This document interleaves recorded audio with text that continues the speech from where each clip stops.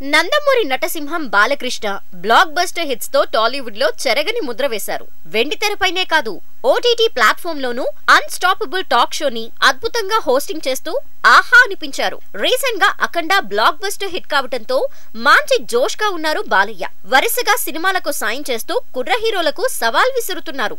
బాలయ్య నటించే 107వ చిత్రం మేకింగ్ కి ముందే సెన్సేషన్ సృష్టిస్తోంది. క్రాక్ లాంటి సూపర్ హిట్ ని ఇచ్చిన తర్వాత గోపీచంద్ మలినేని డైరెక్ట్ చేస్తున్న చిత్రం ఇది. ఈ మూవీలో బాలయ్య డ్యూయల్ రోల్ లో చేస్తున్నారట. రాయలసీమలోని అనంతపురం బ్యాక్ డ్రాప్ లో మెయిన్ స్టోరీ ఉందని సమాచారం. ఆంధ్రప్రదేశ్ ప్రభుత్వానికి కౌంటర్ ఇచ్చే విధంగా కొన్ని సన్నివేశాలు ఉంటాయనే గుసగుసలు వినిపిస్తున్నాయి.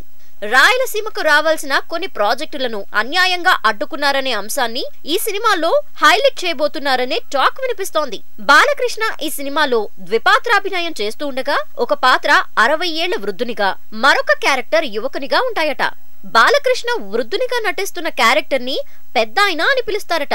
అందుకని ఈ సినిమాకు పెద్దాయన అని టైటిల్ పెడితే బాగుంటుందని మేకర్స్ భావిస్తున్నారని talk. Hero Balakrishna, director Gopichand Malineni title ని త్వరలో అఫీషియల్ గా ప్రకటిస్తారట.